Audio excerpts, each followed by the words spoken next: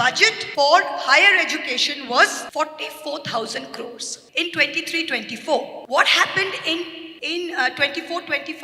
The government reduced this to 2,500 crores for UGC. So from 5,400 crores, you reduced it to 2,500 crores. Sorry, in 23-24, higher education was 57,000 crores. You reduced it to 47,000 crores. Now what did you do this year?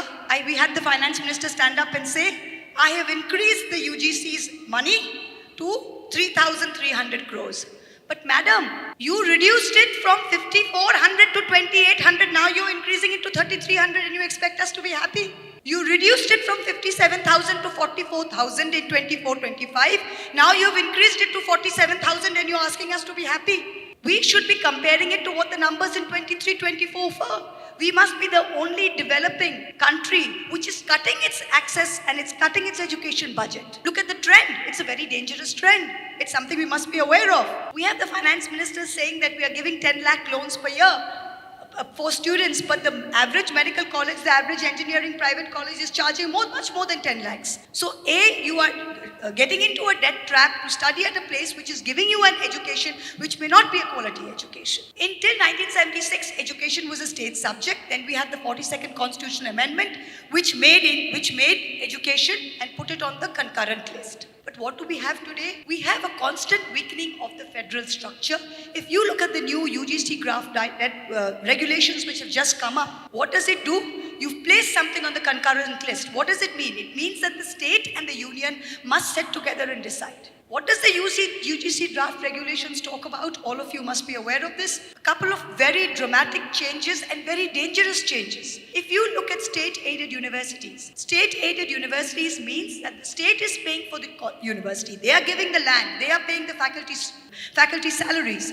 The vice-chancellor selection committee to choose the vice-chancellor will have no representative for the state government. State is going to give the land, state is going to set up the university, state is going to pay salaries, and selection of the vice-chancellor, there is going to be no representative from the state. How does this work?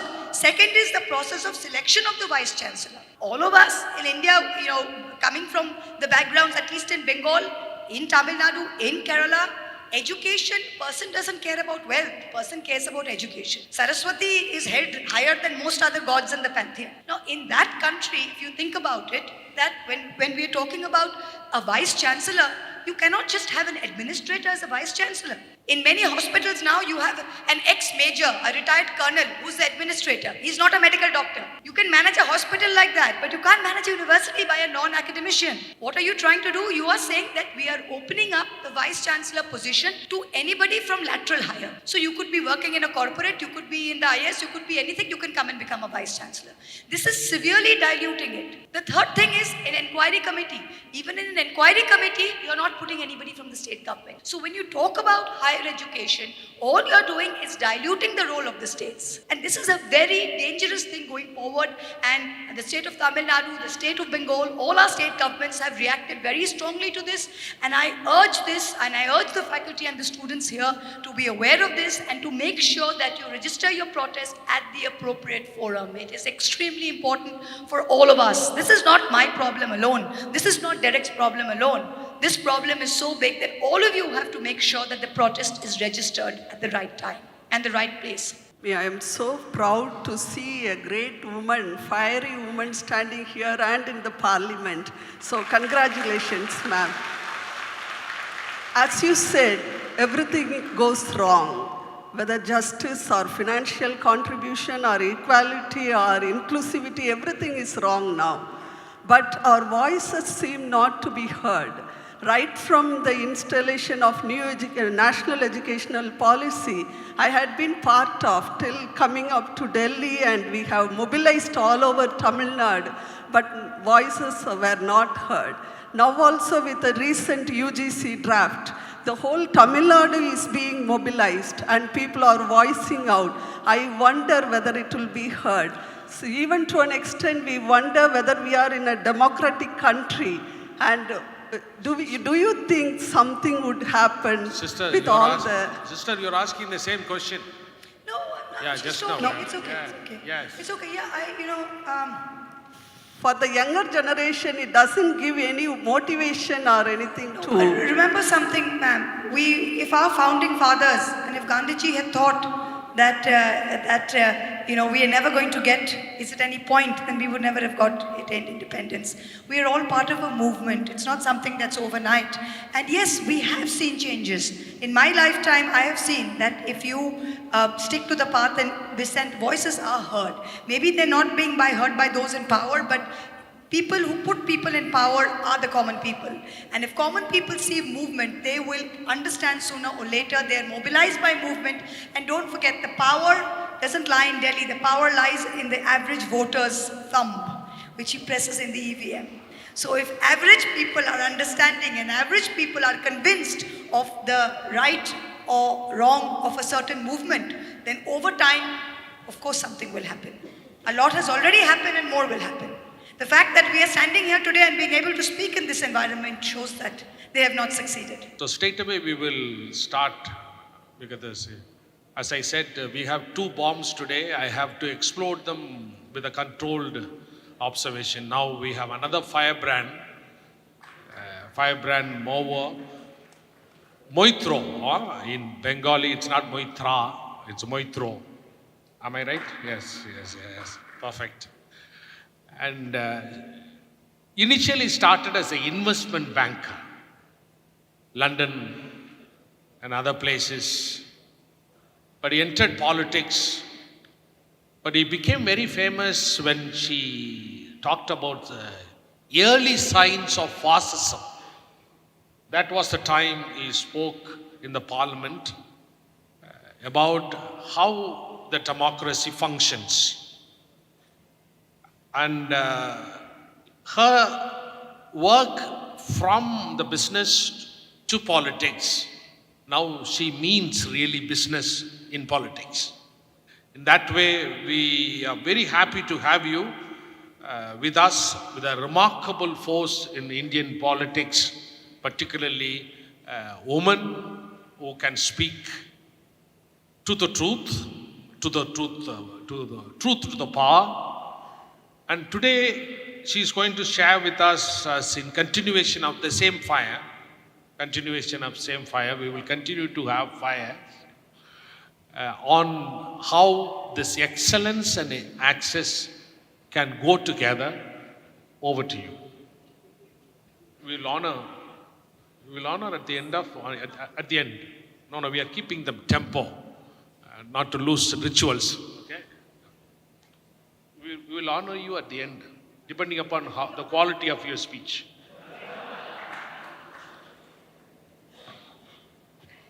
I hope I will match up.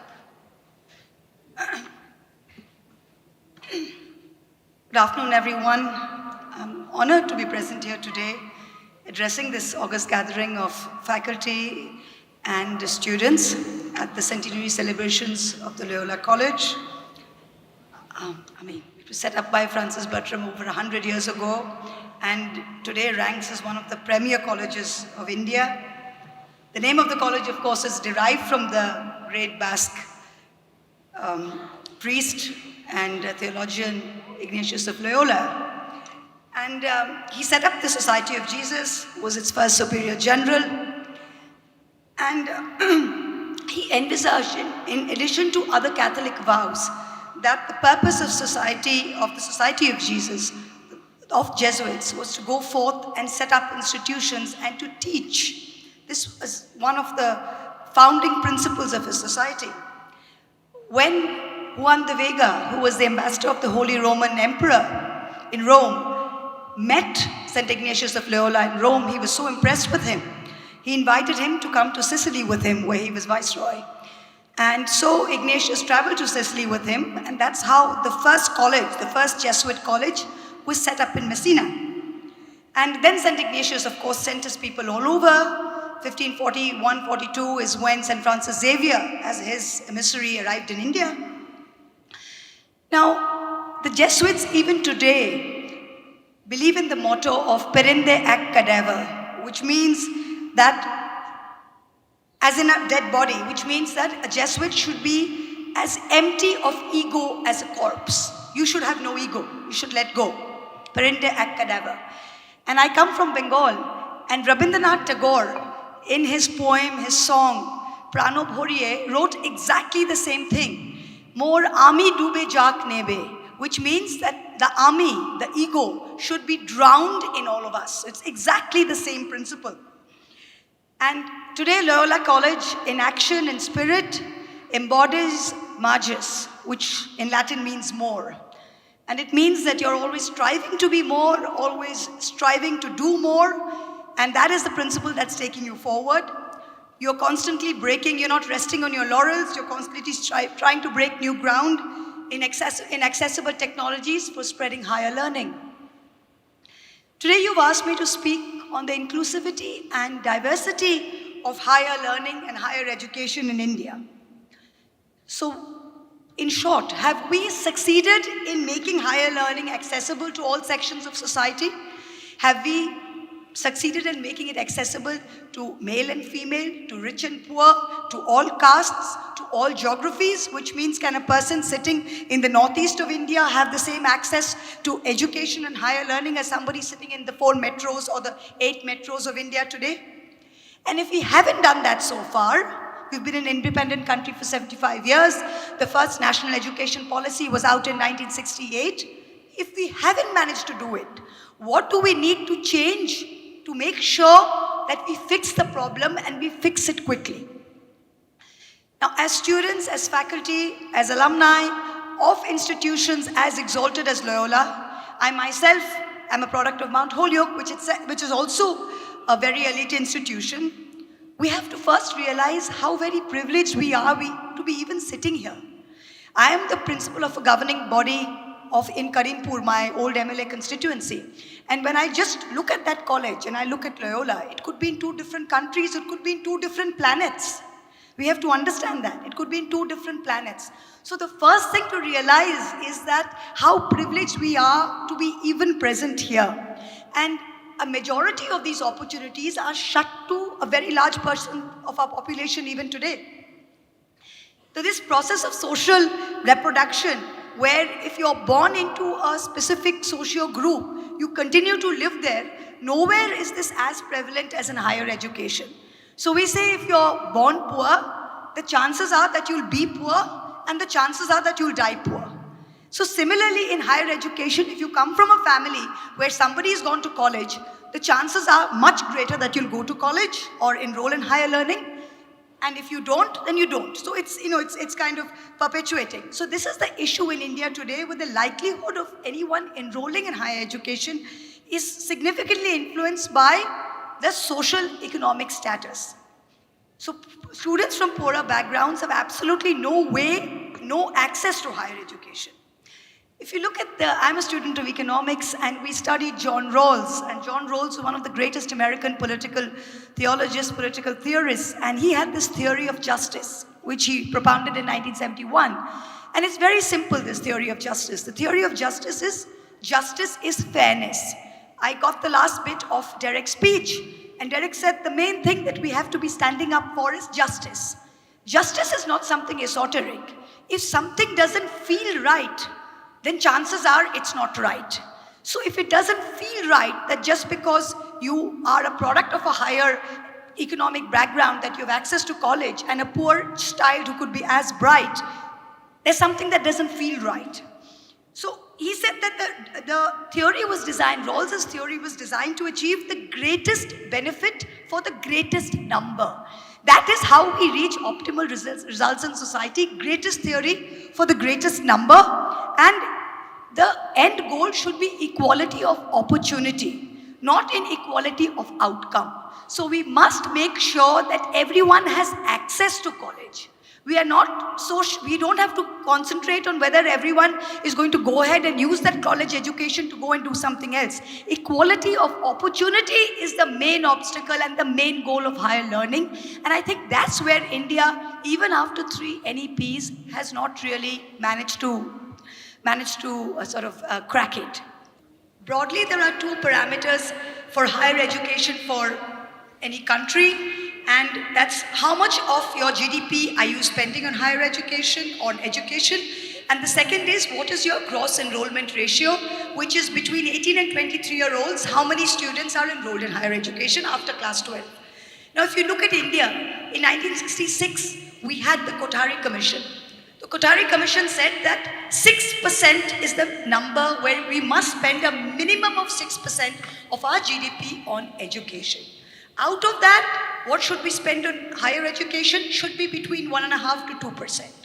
Where is India today? India is spending between 4 and 4.2% on, so we haven't cracked it. What's the second parameter? Second parameter that the NEP, National Education Policy of 2020, lays down also is by 2035, we must have a 50% gross enrollment ratio, which in higher education, which means that 50% of all students after class 12 must go into college. Where are we today? 28.3% in the last study, which was 2022. Today, we are probably somewhere near 31, 32%. We keep talking about China.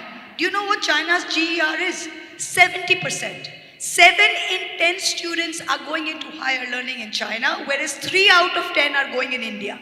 That's how skewed the metrics are. Now, we talk about, we've got, India's got the third largest world education system. How do we measure this? What is third largest? It is number of students at universities and colleges. So India has 50,000 colleges, okay, but compared to our population, that's not very much. We can't just look at the number of colleges. It's got 1,200 universities. But if you look at the US has got 4,000 universities. If you look at China, China's got about 2,800 universities. So India may be the third largest in terms of sheer number, but in terms of penetration, we've still got a very, very, very long way to go. Now, India's GDP today is about $2,200, $2,300. We're hoping by 2035 to move to $4,300. If we are to do this for any kind of human capital development, higher education is the key that we have to unlock. If we are failing in higher education, there is no way that we can create enough human capital to reach this by 2035. It is, forget about the trillion economy, it will not happen. Higher education is the key. Now, anywhere that the right to education, we talk of the right to education. Unfortunately, the right to education in India, in our thought, in our policy, in everything, has been limited to the right to primary education. Now, the right to permanent education is what we should be thinking about. So the right to permanent education, accessibility to online education, accessibility to tools which give you online education no matter where you are in the country, that's the more fundamental right that we have to go thinking forward. It's not just primary education. All education is not just primary education. When we look at the All India survey on higher education, India also suffers from a big problem with data. We have administrative data and we have survey data. In survey data, the last census was done in 2011. The NSSO survey data is completely unreliable and not yet out. So all we have is the Ministry of Human Resource and Development, the Ministry of Education, which puts out this All India survey. The last was in 2022. Now we look at that, and that's how all the kind of numbers that we are getting is kind of also quite skewed. If we look at, with respect to enrollment in tertiary education, India is 129th out of 146. 129th. When we look at there's something called the Sustainable Development Goals, which is endorsed by the United Nations. 193 countries have signed up. India has also signed up. The SDG 4 is what we call it. It says by 2030, we have to have equal access for all men and women. Affordable and quality technical vocational tertiary education should be made available. Now, India is going to miss the SDG target by a long way. We do not have equal access to high quality education for men and women. It is still elusive in India. Until 1976, education was a state subject. Then we had the 42nd Constitutional Amendment, which made education and put it on the concurrent list. But what do we have today? We have a constant weakening of the federal structure. If you look at the new UGC draft regulations which have just come up, what does it do? You've placed something on the concurrent list. What does it mean? It means that the state and the union must sit together and decide. What does the UGC draft regulations talk about? All of you must be aware of this. A couple of very dramatic changes and very dangerous changes. If you look at state-aided universities State-aided universities means that the state is paying for the university. They are giving the land. They are paying the faculty salaries. The vice-chancellor selection committee to choose the vice-chancellor will have no representative for the state government. State is going to give the land, state is going to set up the university, state is going to pay salaries, and selection of the vice-chancellor, there is going to be no representative from the state. How does this work? Second is the process of selection of the vice-chancellor. Now, all of us in India, coming from the backgrounds, at least in Bengal, in Tamil Nadu, in Kerala, education, person doesn't care about wealth, person cares about education. Saraswati is held higher than most other gods in the pantheon. Now, in that country, if you think about it, that when we are talking about a vice-chancellor, you cannot just have an administrator as a vice-chancellor. In many hospitals now, you have an ex-major, a retired colonel, who's the administrator. He's not a medical doctor. You can manage a hospital like that, but you can't manage a university by a non-academician. What are you trying to do? You are saying that we are opening up the vice-chancellor position to anybody from lateral hire. So you could be working in a corporate, you could be in the IS, you could be anything, you can come and become a vice-chancellor. This is severely diluting it. The third thing is an inquiry committee. Even in an inquiry committee, you're not putting anybody from the state government. So when you talk about higher education, all you're doing is diluting the role of the states. And this is a very dangerous thing going forward. And the state of Tamil Nadu, the state of Bengal, all our state governments have reacted very strongly to this. And I urge this, and I urge the faculty and the students here to be aware of this and to make sure that you register your protest at the appropriate forum. It is extremely important for all of us. This is not my problem alone. This is not Derek's problem alone. This problem is so big that all of you have to make sure that the protest is registered at the right time and the right place. Now, when we think about the when we think about the NEPs, the 3 NEPs that have come, and we think about the UGC which was set up, we think about centralized funding. Only 1/4 of funding comes from the center. 3/4 come from the state. Only 30% is planned expenditure, 70% is non-planned, which means 70% of all expenditure goes into things like maintenance and admin and all of that. Now, this itself is a skewed number which we need to change. This is also very important, which is hitting back on. When we talk about India and we talk about the world rankings, there are only probably 2 or 3 which make it to the top 100 universities. When you look at funding, the funding to universities like the IITs, not to say that we should cut away, to IIT, Jawaharlal Nehru University, all of those have increased, but the funding similarly to rural, to make it more accessible for rural and backward areas, education has not been cut. There is also something else that I need to point out to you, which was quite funny. When you looked at the budget, and this is something when we say play with numbers, I'm sorry, I'm an economics and math major, I'm going to bore you a little with numbers because numbers talk to me. So I can see a lot of bored faces, please bear with me because numbers tell stories that other people can't tell. When we looked at the union budget for 23-24, the budget for the UGC was 5,360 crores, 5,400 crores, and the budget for higher education was 44,000 crores. Okay, in 23-24, what happened in 24-25? The government reduced this to 2,500 crores for UGC. So from 5,400 crores, you reduced it to 2,500 crores. And in higher education, you reduced it from in 23-24, higher education was 57,000 crores. You reduced it to 47,000 crores. Now what did you do this year? We had the finance minister stand up and say, I have increased the UGC's money to 3,300 crores. But madam, you reduced it from 5,400 to 2,800. Now you're increasing it to 3,300 and you expect us to be happy? You reduced it from 57,000 to 44,000 in 24-25. Now you've increased it to 47,000 and you're asking us to be happy? We should be comparing it to what the numbers in 23-24 were. We must be the only developing country which is cutting its access and it's cutting its education budget. Look at the trend. It's a very dangerous trend. It's something we must be aware of. When we look at the world-class institutions, which is the 10 public funded universities, we are selecting 10 and we are giving them 1,800 crores. But other institutions are struggling for routine expenditure. You can't just give 1,800 crores, which is over 10% of your 10-20% of your budget to 10 institutions. What happens to the rest? So this is also something that we need to think about. The overall spending is, when we compare 6%, we are between 4.5 to 4.2 to 4.6%. When we look at the US is giving 6% of its GDP to spending.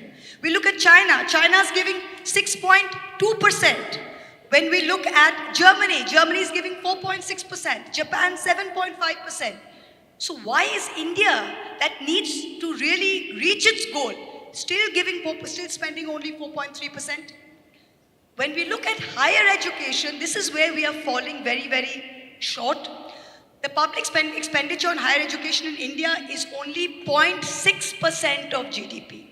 Total education is 4.6. Higher education, that is colleges and universities, is only 0.6. Compare that to the US, 2.4. Compare that to China, over 2%. Again, we are falling short. When we look at what other countries have done over the last few years in this, let me just look at some numbers. Let's look at the G20 numbers. The global gross enrollment ratio in the G20 countries is about 42%. China has improved its GER by 20 times in the last 3 decades. 20 times. The gross enrollment ratio has increased by more than 50% in 17 of the G20 countries, but not for us. And if you look at the gender parity, when we're talking about inclusivity, we're talking of diversity, let's look at gender parity. Gender gap was as high as 11% in 11-12, and that's declined. But it's during COVID, what we saw was, again, women fell out of the workforce, women fell out of higher education, backward castes and SC/STs completely reversed all their gains in the years leading up to COVID. So just 2 years of something like COVID, of a black swan event, can put back decades, which really shows that if you have situations like COVID, that the SC/STs, that other backward castes, women who traditionally have been the laggards, have completely lost access to higher education. This is something which has been very scary with migration, with the digital divide. Another thing that we see in India is that there's a large growth of private universities, private aided, unaided colleges, and they've got a much higher share of student enrollment. Two things we need to worry about here is what is the quality of education being imparted by these colleges. I'm not talking about Loyola, I'm talking about all these tiny colleges that have mushroomed all over India. All over India. What is the quality of education, and also what is the cost of this education? We have the finance minister saying that we are giving 10 lakh loans per year for students, but the average medical college, the average engineering private college is charging much more than 10 lakhs. So you are getting into a debt trap to study at a place which is giving you an education which may not be a quality education. That's another issue which is coming up. Another number that I was looking at was, if you look at geographies and you look across states, and so when we look at the states, and you look at men and you look at women with higher education, Chandigarh, Pondicherry, UTs have 43%, 34%. But if you look at the larger states, Uttar Pradesh, only 15% of men have higher education. In Uttar Pradesh, you've got 10% of women with higher education. Madhya Pradesh, 13% of men with higher education. 8% of women with higher education.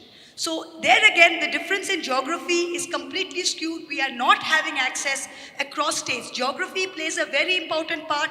Where you live in India plays a part in what access to higher education you have.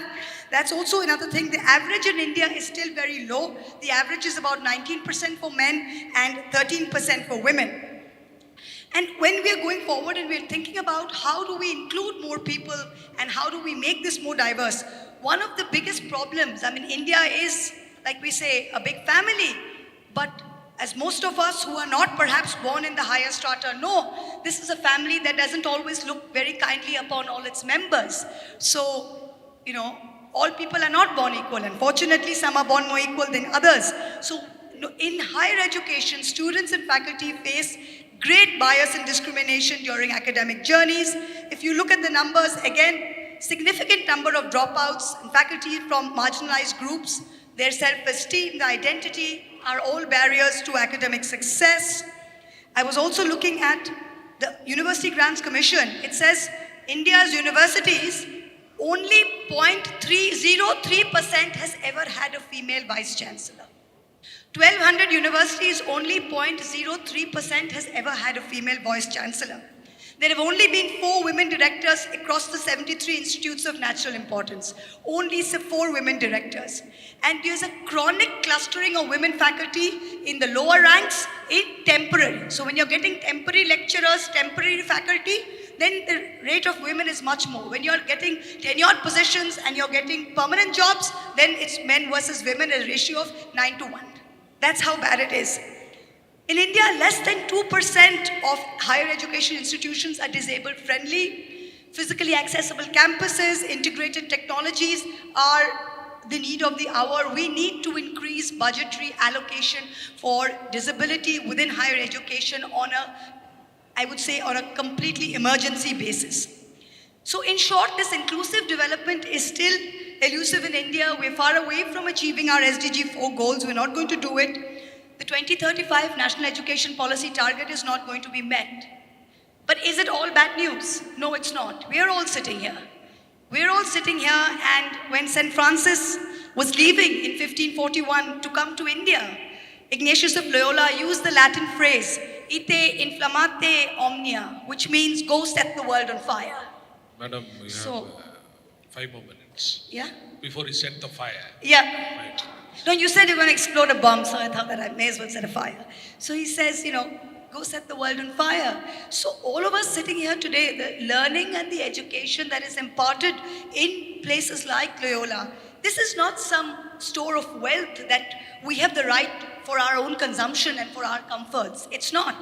It is something that is a legacy that we hold in trust, that we must pass on to as many people and to improve more. So whoever is sitting here, maybe one of you sitting here will devise ways where we can make education more accessible. Maybe we can go out here. I work in a rural, I represent a rural constituency where I have seen first generation learners, how difficult it is for them to come into even a small college in Karimpur or a small college in Krishnanagar.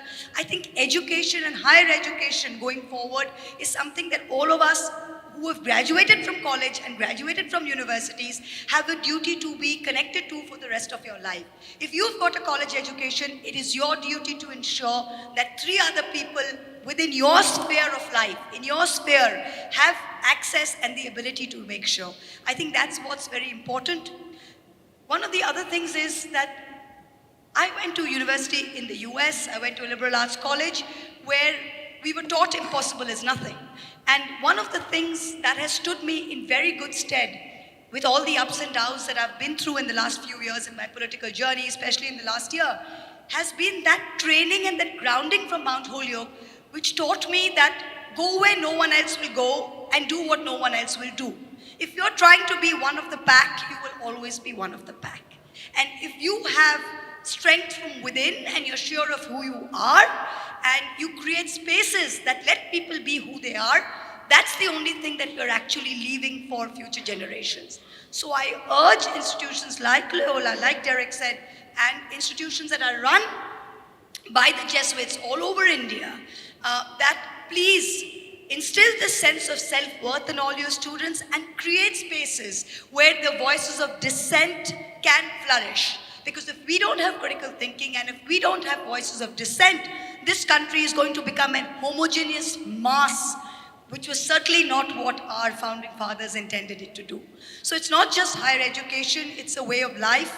And this is something that, like I said, go set the world on fire, put your ego aside, and always strive for magis.